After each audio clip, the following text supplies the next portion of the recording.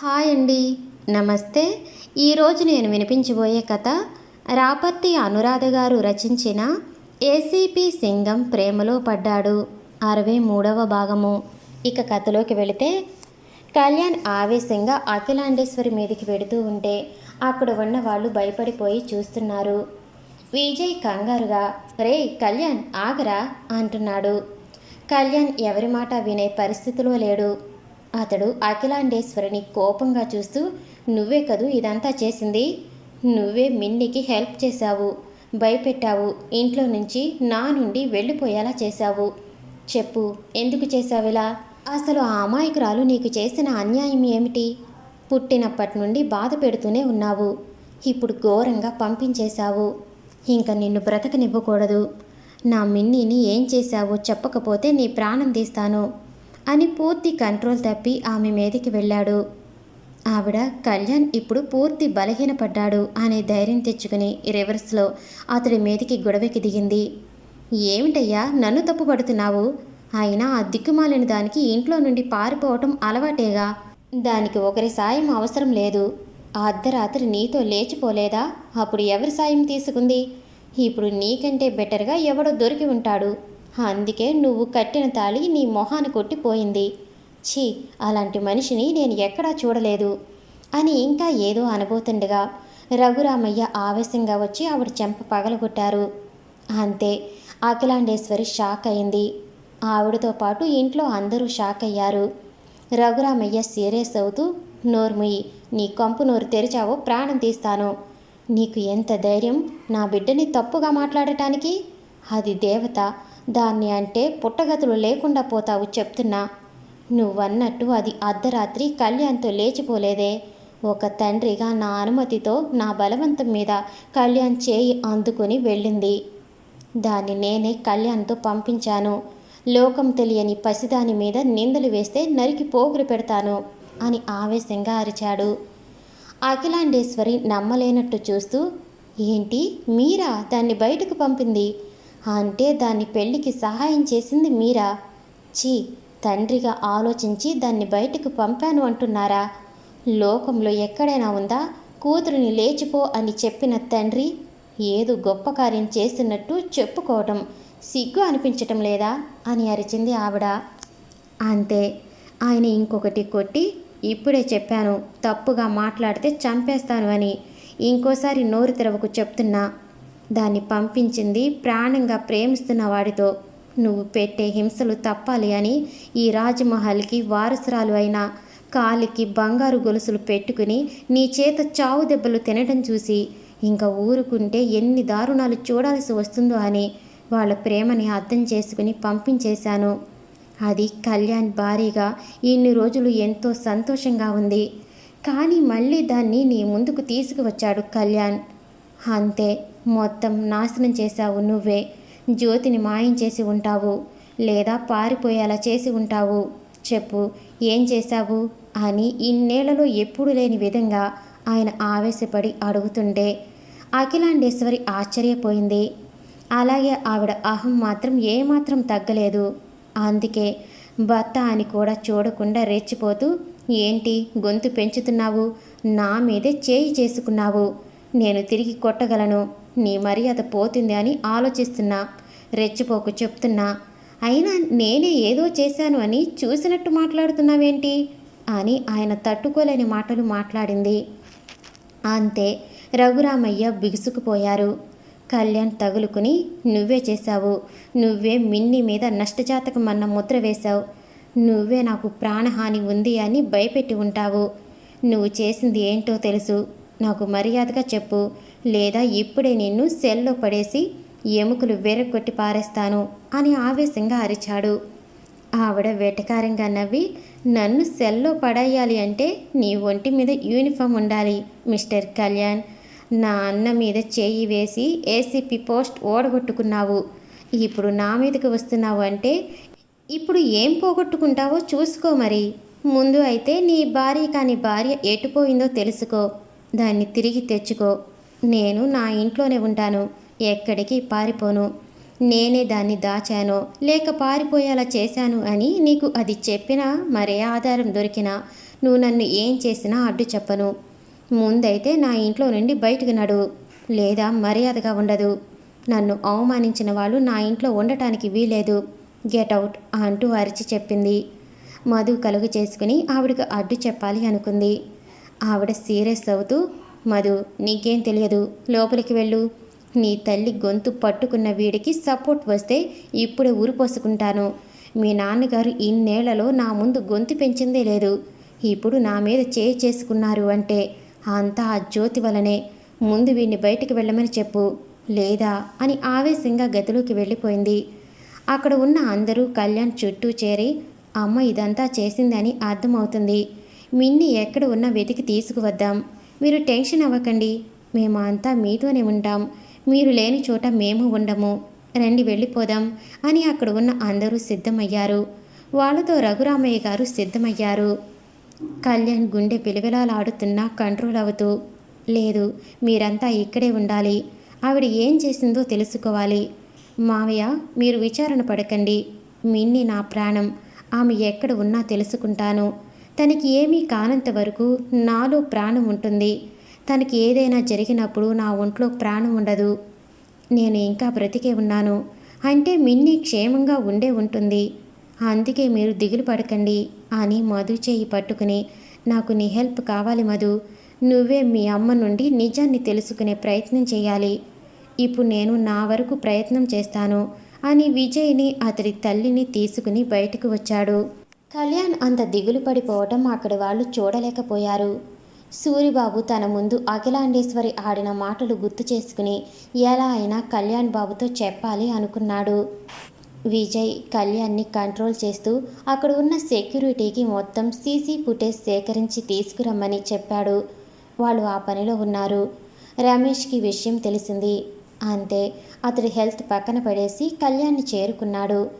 అతడి టీం అంతా కళ్యాణ్ వద్దకు వచ్చారు. జరిగింది తెలుసుకుని వెంటనే సిటీ అంతా ఎంక్వైరీ చేయటం మొదలుపెట్టారు. అసలు మిన్నీ మేడం ఎక్కడికి వెళ్ళలేరు, ఖచ్చితంగా లోకల్లోనే ఉంటారు.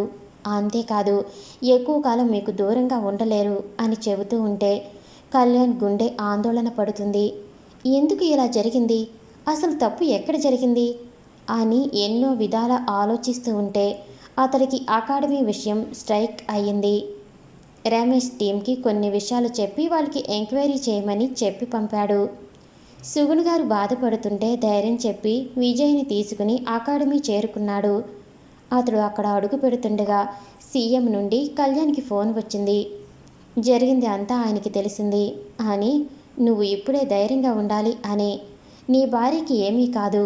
నిన్ను సరైన కారణాలు చెప్పి సస్పెండ్ చేసినా నీకు ఫుల్ రైట్స్ ఇస్తున్నా.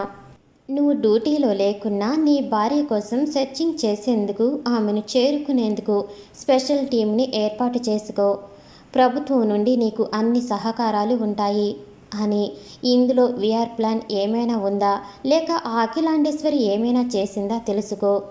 నీకు నా సహాయం ఉంటుంది అని ధైర్యం చెప్పారు ఆయన. కళ్యాణ్కి కాస్త ఊరట లభించింది. థ్యాంక్ యూ సార్, మీ సహకారం ఉంటే నేరస్తులను చట్టానికి పట్టిస్తాను. నా భార్యని వెతికి పట్టుకుంటాను అని చెప్పి విజయ్కి విషయం చెప్పాడు. ఆ ఇరువురు అకాడమీలో అడుగువేశారు. ప్రస్తుతం కళ్యాణ్ ఆవేశపడటం లేదు. ఇంతవరకు ఆవేశపడి తెచ్చుకున్న అనర్థాలు చాలు. ఆవేశం పడటం వలన ఎలాంటి ఉపయోగం లేదు. ఆలోచించాలి. నా మిన్ని ఎక్కడ ఉంది, ఎంత బాధపడుతుంది తెలుసుకోవాలి అని స్థిరంగా నిర్ణయం తీసుకుని మయూర్ మేడంని వెళ్ళి కలిశాడు. ఆమె అప్పటికే టెన్షన్గా ఉంది. కళ్యాణ్ని చూడగానే గుండె జారిపోయింది ఆవిడకు. కళ్యాణ్ ప్రశ్నించక ముందే ఆవిడ ఏడుస్తూ, బాబు పెద్ద తప్పు జరిగిపోయింది బాబు, నన్ను క్షమించు అని ఏడవటం మొదలుపెట్టింది. అంతే, కళ్యాణ్ అక్కడ ఉన్న విజయ్ షాక్ అయ్యారు. ఏం జరిగిందో, ఆవిడ ఏం చెప్తుందో అని భయపడుతూ, ఏం జరిగింది చెప్పండి అన్నారు. ఆవిడ బాధపడుతూ, నా కొడుకుని కొద్ది రోజుల క్రితం కిడ్నాప్ చేశారు బాబు. వాడి స్థానంలో వేరొక వ్యక్తి ఇక్కడికి వచ్చాడు. నేను నోరు ఎత్తితే నా ఒక్కగానొక్క కొడుకు ప్రాణం తీస్తామని వాడిని చిత్రహింసలు పెడుతూ నాకు వీడియో చూపించి భయపెట్టారు. అందుకే వేరే దారి లేక అశ్రుత్ పేరుతో మారువేషాన వచ్చిన వ్యక్తిని గూర్చి మీకు చెప్పలేదు. వాడు మిన్నీని ట్రాక్ చేయటానికి వచ్చాడు. అనుకున్నట్టే వాడు మిన్నీని మాయం చేశాడు. కాసేపటి క్రితమే నా బిడ్డని విడిచిపెట్టారు అని జరిగింది అంతా చెప్పింది. అంతే, కళ్యాణ్ దిమ్మ తిరిగిపోయింది. వాట్ అంటూ గట్టిగా అరిచాడు అతడు. విజయ్ ఆవేశపడుతూ, ఇంత జరుగుతుంటే మాకు ఏదో ఒక విధంగా ఇన్ఫర్మేషన్ ఇవ్వాలిగా మేడం. మీ భయం కారణంగా ఒక అమాయకురాలు వాడి దగ్గర చిక్కుకుంది. అసలు ఎవడు వాడు? వాడికి మిన్నీని ఎత్తుకు వెళ్లాల్సిన అవసరం ఏమొచ్చింది? ముందు మీ అబ్బాయి ఎక్కడా అని అడిగాడు. ఆవిడ బెడ్ మీద ఉన్న కొడుకుని చూపించింది. విజయ్ అతన్ని ప్రశ్నించాడు. అసలు వాళ్ళు ఎవరు, ఎందుకు ఇదంతా చేశారు అని. అతడు చెప్పాడు. అమెరికా నుండి ఇండియా వచ్చిన నన్ను మార్గం మధ్యలో కిడ్నాప్ చేశారు. నన్ను కొట్టి భయపెట్టారు. వాళ్ళు ఎవరో ఏం జరుగుతుందో నాకు అర్థం కాలేదు. ఇవాళ నన్ను రోడ్ మీద పడేసిపోయారు. సార్, నిజంగా నాకు ఏమీ తెలియదు అని చెప్పాడు. కళ్యాణ్కి క్లియర్ అవుతుంది. మిన్నీని కిడ్నాప్ చేయాలి అని పక్కా ప్లాన్తో ఇక్కడికి వచ్చాడు. సరిగ్గా అశ్రుత్ వయసు, పర్సనాలిటీ నాకు ఏమాత్రం డౌట్ రాకుండా జాగ్రత్త పడ్డాడు. ఎవడు అని ఆలోచిస్తే క్షణంలో ఆన్సర్ దొరికింది. ఆ వ్యక్తి వేరెవరో కాదు, నాయక్ అని. అంతే, కళ్యాణ్ గుండె ఆగినట్లయింది. ఓ గాడ్, నాయక్ మిన్నీని మాయం చేశాడా? నో, ప్రమాదమని ఒక్కసారిగా అదిరిపడ్డాడు. నాయక్ పేరు వినిపించేసరికి విజయ్ కూడా కంగారు పడ్డాడు. కళ్యాణ్ అలర్ట్ అయ్యాడు. విజయ్, మేడం వాళ్ళ వద్ద కంప్లైంట్ తీసుకుని జరిగింది ఎఫ్ఐఆర్ ఫైల్ చేయించు. ఆవిడ సన్ కిడ్నాప్ సహాయంతో మిన్నీని కిడ్నాప్ చేశారు అని కేసు విచారణ జరగాలి. ఈ ఒక్క ఆధారంతో ఆ విఆర్ అంతు చూస్తాను అనే నమ్మకం ఏర్పడింది. విజయ్ కళ్యాణ్ అడ్డుకుని, నువ్వు నేరుగా ఇప్పుడు విఆర్ని ఏమీ చేయలేవు. మనం జగన్నాథం హెల్ప్ తీసుకుందాం. ఒక విషయంలో మనం ధైర్యంగా ఉండొచ్చు. వీలునామా ప్రాసెస్ పూర్తి అయ్యే వరకు మిన్నీ ప్రాణాలు అయితే తీయరు. ఖచ్చితంగా విఆర్ కూడా అఖిలాండేశ్వరుల ఆస్తి కోసం ఇదంతా చేసి ఉంటాడు. తెలివిగా నాయక్కి తనకి ఎలాంటి సంబంధం లేదు అన్నట్టు కోర్టులో నమ్మించి విడుదల అయ్యాడు. నాయక్ హాస్పిటల్ నుండి తప్పించుకుని మిన్నీని మాయం చేశాడు. సో ఆస్తి కోసం అయినా మిన్నీని బ్రతికి ఉంచుతారు. నువ్వు ఎన్నో కేసులు సాల్వ్ చేశావు. ఇది నీకు పరీక్ష. సాల్వ్ చెయ్యి. ఈ కేసు కూడా గెలుస్తావు. ఏసీపీ సింగంగా, అలాగే మిన్నీ భర్త కళ్యాణ్గా అని ధైర్యం నింపాడు. కళ్యాణ్ ధైర్యం తెచ్చుకుని నాయక్ ఆచూకీని తెలుసుకునే ప్రయత్నంలో ఉన్నాడు. రాత్రి 12 దాటింది. వాళ్ళకి ఎలాంటి ఆచూకీ దొరకలేదు. కళ్యాణ్ చుట్టూ ఉన్న చీకటి చూసి భయపడుతున్నాడు. మిన్నీ ఎంత భయపడుతుందో. ఆ రాక్షసుడు తన్ని ఏమైనా చేస్తున్నాడో ఏమో అనే ఆలోచనలు కలిగి తట్టుకోలేకపోయాడు. అతడి పరిస్థితి విజయ్కి, అతడి వాళ్ళు అందరికీ తెలుసు. అంతేకాదు, మిన్నీ ఎలాంటి సిచ్యువేషన్లో ఉందో కూడా తెలుసు. అందుకే అంతా టెన్షన్ పడుతున్నారు. సుగుణు గారు దైవారాధన చేస్తూ, నా బిడ్డ ప్రాణం అతడి భార్యలో ఉంది. దానికి ఏమీ కాకుండా చూడు స్వామి. దానిని కాపాడేందుకు రక్షకుడిగా నువ్వే సాయపడు అని శ్రీకృష్ణుని పాదాలు పట్టుకుని వేడుకుంటూ కళ్యాణ్ దగ్గర ఉన్న మిన్నీ తాళిని కృష్ణుడి పాదాల వద్ద ఉన్న కుంకుమలో ఉంచి, నీదే భారం స్వామి అంటూ ఉంటే కళ్యాణ్ మొట్టమొదటిసారి దేవుడు ముందు మోకరిల్లి, నా మిన్నీని కాపాడు స్వామి, అది ఎక్కడ ఉందో ఒక్క ఆధారం చూపించు అని ఆవేదన పడుతున్నాడు. సరిగ్గా అప్పుడే అతడికి ఒక వీడియో వచ్చింది. అది ఏమై ఉంటుందో చూడటానికే భయపడ్డాడు. అక్కడ ఉన్నవాళ్ళు విజయ్ కళ్యాణ్ని ఆగమని ఆ వీడియో తాను చూస్తాను అని ఆన్ చేశాడు. ఒక్కసారిగా అతడి రక్తం మరిగింది. చూస్తుంటే ఎవరో బలమైన వస్తాదులు మిన్ని చుట్టూ నిలుచుని ఉన్నారు. ఆమె వాళ్ళని తప్పుకుని వెళ్ళిపోవాలి అనుకుంటుంది.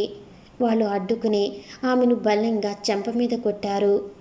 అంతే, ఆమె బాధగా అరిచి వెళ్ళి గోడని గుద్దుకుని రక్తం చిందిస్తూ భయంగా, కళ్యాణ్ గారు నొప్పి అంటూ అరిచి నేలపై పడి స్పృహ కోల్పోయింది. ఆ దృశ్యం చూసి అంతా హడలిపోయారు. కళ్యాణ్ ఎక్కడ చూస్తాడో అని విజయ్ కంగారుగా ఆఫ్ చేసి వెనక్కి తిరిగి చూశాడు. అప్పటికే శిలా ప్రతిమలా ఒంట్లో జీవం లేనట్టు స్తంభించి చూస్తున్నాడు కళ్యాణ్. సుగుణు గారు కొడుకుని పట్టుకుని, బాబు ఏదో ఒకటి చేయరా, వాళ్ళు దాన్ని కొడుతున్నారురా, నేను చూడలేకపోతున్నా, అసలు వాళ్ళకి కావాల్సింది ఏంటి తెలుసుకుని ఇచ్చేరా అని బాధగా అడిగారు. కళ్యాణ్ నుంచి సమాధానం లేదు. అతడు ఒంట్లో శక్తి లేనట్టు నేలపై పడిపోయాడు. అతన్ని పట్టుకుని విజయ్ కంగారుగా కళ్యాణ్ కళ్యాణ్ అని పిలుస్తున్నాడు. అతడి నుంచి సమాధానం లేదు. విఆర్ ఆనందంకి అవధులు లేవు. మిన్నిని హింసిస్తూ వీడియో అతడి దగ్గరకు వచ్చింది. ఆ వీడియో చూసి ఆనందంగా కళ్యాణ్కి పంపించి అతన్ని ఇంకాస్త బాధకు గురిచేశాడు. ఇప్పుడు కళ్యాణ్ తల్లడిల్లి పరుగులు పెడుతూ వచ్చి నా కాళ్ళు పట్టుకుంటాడు అంటూ ఉంటే సెల్వ నవ్వుతూ, అవును, నిన్ను చేసుకున్నవాడు నీ కాళ్ళు పట్టుకుంటాడు. అప్పటి వరకు ఇలా హింస పెడుతూ వీడియోలు వాడికి వెళ్ళాలి అని రాక్షసుడులా అంటుంటే విఆర్ నవ్వుతూ, అదే జరుగుతుంది. మనకంటే నాయక్కి వాడి మీద కోపం ఎక్కువ ఉంది. ఎంత దారుణంగా వాడిని కొట్టాడు, అరెస్ట్ చేసి హింసించాడు. ఊరుకుంటాడా? అందుకే వాడి మనసు మీద కొడుతూ ఆనందిస్తున్నాడు అని సంతోషపడ్డాడు. అసలు ఏం జరిగింది? నాయక్ మిన్నీకి ఏం చెప్పి ఇల్లు దాటేలా చేశాడు? ఇప్పుడు తెలుస్తుంది. ఆ రోజు మిన్నీ బాధపడుతూ అకాడమీకి వెళ్ళింది. తాను అన్లక్కీ అని కళ్యాణ్ గారికి ఏదో జరుగుతుంది, నేను ఆయనకి దూరంగా ఉండాలి, ఎక్కడికో వెళ్ళిపోవాలి, వెళ్లే ముందు ఆయన సంతకాలు కావాలి, అందుకు ఏం చేయాలో తెలియటం లేదు అని ఏడుస్తూ చెప్పటంతో నాయక్ ఎత్తివేశాడు. ఏంటిది మేడం, మీరు ఎందుకు అన్లక్కీ అంటున్నారు? మీరు లక్కీ అన్నది నేను నిరూపిస్తాను. మీరేం టెన్షన్ అవ్వకండి. మీరు ఏం చేయాలి అన్నది చెప్తాను వినండి. మీరు కళ్యాణ్ గారిని వదిలి వచ్చేయండి. నేను మీకు తోడుగా ఉంటాను. ఆయన సంతకాలు చేసి ఇస్తారు. అందుకు నేను ప్లాన్ చేస్తాను. మీరు నాతో కొద్ది రోజులు ఉండండి. తంజావూరులో డ్యాన్స్ కాంపిటీషన్కి మీరు అటెండ్ అవ్వండి. అక్కడ మీరు పెర్ఫామ్ చేసి గెలిస్తే మీకే అర్థమవుతుంది మీరు అన్లక్కీ కాదు, ఎంతో లక్కీ అని. మీ భయం అంతా ఉత్తి భ్రమ అని నిరూపణ అవుతుంది. అప్పుడు నేనే నా చేతులతో మిమ్మల్ని కళ్యాణ్ గారికి అప్పచెప్తాను. ప్రామిస్ చేస్తున్నా. అంతేకాని ఇలా ఒంటరిగా ఏటో వెళ్ళే ప్రయత్నం చేయకండి ప్లీజ్ అని రిక్వెస్ట్ చేశాడు. మిన్ని ఆశగా, అంటే నేను మళ్ళీ కళ్యాణ్ గారిని చేరుకుంటానా? అప్పుడు ఆయనకి ఏమీ కాదా అని అడిగింది. ఆమెకు తన భర్త మీద ఎంత ఇష్టం ఉందో ఆమె మాటల్లో అర్థమవుతుంది. ఆ ఇష్టాన్ని అడ్డం పెట్టుకుని ఆమెను అతడితో తీసుకువెళ్ళాలి అని ప్లాన్ చేశాడు. తెలివిగా నడుచుకుంటూ ఎలాంటి సమస్య ఉండదు, ఎప్పటిలా మీరు కలిసి ఉంటారు. అప్పుడు అఖిలాండేశ్వరి ఒప్పుకుంటుంది మీరు ఎంతో లక్కీ అని. ఏంటి, నేను చెప్పినట్టు చేస్తారా? మీకు నేను హెల్ప్ చేస్తాను. మీకోసం నేను రిస్క్ తీసుకుంటాను. కానీ ఒంటరిగా మీరు ఏటో వెళ్ళిపోతాను అంటే నేను ఒప్పుకోను. చాలా బాధపడతాను. అంతేకాదు కళ్యాణ్ గారికి అంతా చెప్పేస్తాను. అప్పుడు ఆయన మిమ్మల్ని ఎక్కడికి వెళ్ళనివ్వరు. మీ భయం కూడా పోదు అని ఆమెను అతడి మాటకు ఒప్పుకునేలా చేశాడు. మిన్ని వద్దు, ఆయనకి ఏమీ చెప్పొద్దు. మీరు చెప్పినట్టే చేస్తాను. నాకు ఆయనకు దూరం అవ్వటం నరకం, చావు కంటే ఎక్కువ బాధ కలుగుతుంది. ఆయన తప్ప నాకు ఈ ప్రపంచంలో ఎవరూ లేరు. అందుకే ఆయనకి మంచి జరగాలి అని వెళ్ళిపోతున్నా. నాకు ఒక ఫ్రెండ్గా మీరు హెల్ప్ చేస్తాను అంటే అంతకంటే నాకు కావాల్సింది ఏముంది? నాకు ఎవరూ తెలియదు, ఎక్కడికి వెళ్ళాలో తెలియదు. అసలు మీరే నాకు తోడుగా ఉండాలి. థ్యాంక్స్ అంటూ ఒప్పుకుంది. అతడు సంతోషించి ఆమె చేతిలో పేపర్ తీసుకుని, ఇప్పుడేంటి, దీని మీద సంతకం చేయించాలి, అంతేగా, రేపు కళ్యాణ్ గారితో బయటకు రండి. అక్కడికి మీ ఫ్యాన్స్లా కొందరు వస్తారు. వాళ్ళలో ఒకరు మీ సంతకాలతో పాటు కళ్యాణ్ గారి సంతకం కూడా తీసుకుంటారు. మీకు కావలసిన పని పూర్తి అవుతుంది. ఆ అఖిలాండేశ్వరికి ఇచ్చేయవచ్చు అని చెప్పి ఆమెకు నమ్మకం కలిగించాడు. మిన్నీ నిర్ణయం తీసుకుంది. తాను ఇంట్లో నుండి వెళ్ళిపోయేలాగా ఆయనతో కలిసి సంతోషంగా ఒక రోజంతా గడపాలి అనుకుంది. సంతోషంగా గడిపింది. అనుకున్నట్టే కళ్యాణ్ సంతకం తీసుకున్నారు. ఆమె ఇంట్లో నుండి బయటికి వచ్చే ముందు లెటర్ రాసి పెట్టింది. నన్ను విడిచి ఆయన ఉండలేరు. ఖచ్చితంగా వెతుకుతారు. అందరితో గొడవ పడతారు. అలా చేయకుండా ఉండాలి. నా మీద కోపం వచ్చేలా చేస్తాను అని కళ్యాణ్ నిద్రపోతున్నప్పుడు పసుపు కొమ్ము కట్టిన తాడు ముడులు వేసి కళ్యాణ్ చేతుల మీదుగా ఆమె మెడలో వేసుకుంది. అందుకే తాళి తీసింది. అంతేకాదు ఇంకో పెళ్లి చేసుకోమని రాసింది. ఆమె పోటీలో ఓడిపోతే తాను అన్లక్కీ అన్నది రుజువు అవుతుంది. ఇంక బ్రతికి ఎలాంటి ఉపయోగం ఉండదు. నేను ఉంటే ఎవరికీ మంచిది కాదు. అందుకే నేను చచ్చిపోతాను. కళ్యాణ్ గారు ఇంకో పెళ్లి చేసుకోవాలి. అందుకే నేను దారుణమైన మాటలు రాయాలి అని ఆ లెటర్ రాసి తాళి వదిలేసింది. అశ్రుతికి తనని ఎలా తీసుకువెళ్లాలో చెప్పింది. కళ్యాణ్ గారు ఎలా అయితే తనని తీసుకువెళ్లారో అలాగే తనని తీసుకువెళ్ళొచ్చు అని, అక్కడ ఎలాంటి సెక్యూరిటీ ఉండదు అని చెప్పింది. అంతా ప్లాన్ చేసి మిన్నీ గదిలో నుండి విండో ద్వారా బయటకు వచ్చింది. అప్పటికే నాయక్ ఆమె చెప్పిన చోట వెయిట్ చేస్తున్నాడు. ఆమె ఎవరూ చూడకుండా అక్కడికి చేరుకుంది. అతడి సహాయంతో గోడ దూకింది. నాయక్ ఆమెను కారులో ఎక్కించుకుని తీసుకుపోయాడు. ఆమెకు కళ్యాణ్ని విడిచి రావటం ఎంత కష్టం, ఎంత బాధ కలిగి ఉంటుందో తెలుస్తుంది. ఆమె భర్త ఎంత బాధపడతాడో తెలిసి కూడా అతడి క్షేమం కోసం ఒక మోసగాడు వలలో చిక్కుకుంది. కానీ ఆమె వల్ల కాలేదు. సిటీ దాటి తీసుకువెళ్ళాలి అనుకుంటున్న సమయంలో ఆమెకు దూరంగా కళ్యాణ్ రోడ్డు మీద కనిపించాడు. అతడు స్ట్రాబెర్రీస్ తీసుకుంటూ అవతల వాళ్ళతో ఎంతో సంతోషంగా నవ్వుతూ మాట్లాడటం కనిపించింది. అంతే, అతన్ని చూసిన మిన్ని, అసలు అటు చూడు కళ్యాణ్ గారు, నా వల్ల కాదు, కళ్యాణ్ గారికి దూరంగా నేను ఉండలేను అనుకుంటూ ఏడుస్తూ వెళుతున్న కార్ డోర్ తీయబోయింది. నాయక్కి విషయం అర్థమైంది. ఆమె కళ్యాణ్ని చూసింది. అందుకే కంట్రోల్ తప్పుతుంది అని అడ్డుకుంటూ, మేడం ఆగండి, పడిపోతారు, ప్రమాదం అని డోర్ లాక్ చేసి ఆమెను అడ్డుకుంటూ, కళ్యాణ్ చూస్తే అంతా స్పాయిల్ అవుతుంది అని కార్ ఆపకుండా పోనిస్తున్నాడు. మిన్ని ఏడుస్తూ, కార్ ఆపండి, నేను వెళ్ళాలి ప్లీజ్, ఆయనకి దూరం అవ్వటం నా వల్ల కాదు అంటూ అడుగుతుంటే నాయక్ ఆమెకు డ్రగ్ ఇంజెక్షన్ చేశాడు. ఇంకా మిన్ని గొడవ చేయలేదు. క్షణాల్లో స్పృహ కోల్పోయింది. నాయక్ ఇంకా ఎలాంటి ఇబ్బంది ఉండదు అని కళ్యాణ్ వెనుక నుంచే ఆమెను తీసుకుని పోయాడు. ఎంత దారుణం జరిగింది, మాటల్లో చెప్పలేను. సుమారు కొన్ని గంటలు మిన్ని తెలివి లేకుండా పడి ఉంది. ఆమెను ఒక స్థావరాన్ని తెచ్చిపెట్టారు. అక్కడ నాయక్ అనుచరులు ఉన్నారు. అంతా పైశాచికంగా నవ్వుతూ, అన్నా మొత్తానికి సాధించావు, ఇప్పటి వరకు ఇక్కడ ఆ డాన్స్ మాస్టర్ కొడుకు ఉన్నాడు, ఇప్పుడు ఏసీపీ పెళ్ళ ఉంటుంది, అదిరింది అన్నారు. నాయక్కి ఎందుకో వాళ్ళ మాటలు వినాలి అనిపించలేదు. అని విసుకుంటూ, జాగ్రత్తగా చూసుకోండి, ఇప్పుడే వస్తా అని ఆ బిల్డింగ్కి కొద్ది దూరం వచ్చి కూర్చున్నాడు. అతడికి అంతా అలజడిగా ఉంది. సీరియస్గా సిగరెట్ తీసి వెలిగించుకుని 2 దమ్ములు లాగి అందులో కూడా రిలీఫ్ దొరక్క చిరాగ్గా సిగరెట్ విసిరి పారేశాడు. ఎందుకో చాలా కోపం వస్తుంది. కానీ ఆ కోపం విచిత్రంగా అతడి మీదే అతడికి వస్తుంది. విసుగ్గా చేతి వంక చూసుకున్నాడు.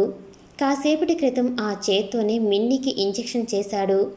అతడికి అలా చేయటం నచ్చలేదు. ఎందుకు నేను ఇలా చేశాను, పాపం నొప్పి కలుగుతుంది కదా, అలా ఎలా చేయగలిగాను అనుకుంటూ ఉలిక్కిపడి, నాకేమైంది, నేనేంటి ఇలా ఆలోచిస్తున్నాను, ఆమెకు నొప్పి కలిగించాలి, బాధ పెట్టాలి, అది చూసి కళ్యాణ్ అల్లాడిపోవాలి అనేగా కిడ్నాప్ ప్లాన్ చేశాను, మరి చిన్న ఇంజెక్షన్ చేస్తేనే నా మనసు తట్టుకోలేకపోతుంది అని మళ్ళీ ఉలిక్కిపడి, నాకు మనసు అంటూ ఉందా, నేను ఆమె కోసం మనసుతో ఆలోచిస్తున్నానా? అతడి ప్రశ్నల నడుమ మిన్ని అరుపులు వినిపించాయి. అంతే, హడలిపోయాడు ఒక్కసారిగా. పరుగు తీసి బిల్డింగ్ దగ్గరకు వచ్చాడు. చూడబోతే మిన్ని మెలకువ వచ్చి తన చుట్టూ ఉన్న వాళ్ళని చూసి భయపడింది. వాళ్ళ మాటలతో మరింత భయం పెట్టుకుని, కళ్యాణ్ గారు అంటూ బయటికి వెళ్ళాలి అనుకుంటే అంతా ఆమెను చుట్టుముట్టి అడ్డుకుంటూ వాళ్ళలో ఒకడు ఆమె మీద చేయి చేసుకున్నాడు. అతడి బలమైన దెబ్బకి తాళలేక ఆమె అరుస్తూ వెళ్ళి గోడని గుద్దుకుని తలకి గాయం చేసుకుని స్పృహ కోల్పోయింది. అంతా ఒక్క నిమిషంలో జరిగిపోయింది. నాయక్ షాక్ అయ్యాడు. అదే క్రమంలో ఒకడు ఆ దృశ్యం వీడియో తీసి విఆర్కి పంపించేశాడు. అంతలో నాయక్ వాళ్ళ మధ్యకి కోపంగా వచ్చి, రేయ్ ఏం చేస్తున్నారు, ఎందుకు ఆమెను కొట్టారు, ముందు అంతా బయటికి పండి ఆవేశంగా అరిచి చెప్పాడు. అంతా అయోమయంగా బయటికి వచ్చేశారు. నాయక్ కంగారుగా, మేడం మేడం అంటూ ఆమెను పట్టుకున్నాడు. ఆమెలో స్పృహ లేదు. నుదురు చిట్లి నెత్తురు చిమ్ముతుంది. ఆ దృశ్యం అతడు చూడలేకపోయాడు. కంగారుగా తలకి కట్టుకట్టి ఆమెను కారులో ఎక్కించుకుని తనతో ఎవరూ రానక్కర్లేదు అని ఆమెను సీక్రెట్ ప్లేస్లో ఉంచాలి అనుకుంటున్నట్టు, ఆమె ఎక్కడ ఉంటుంది ఎవరికీ చెప్పను, విఆర్కి కూడా చెప్పకూడదు అని అతడికి ఆర్డర్స్ ఉన్నాయి, ఇంక మీరు పొండి అని వాళ్ళ మీద కోపంగా అరిచి విషయం విఆర్కి చేరవేసి ప్రయాణం మొదలుపెట్టాడు. ప్రస్తుతం ఆమెలో స్పృహ లేదు. నాయక్ మనసు కుదుటపడలేదు.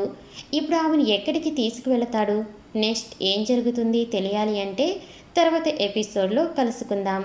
Thank you for watching.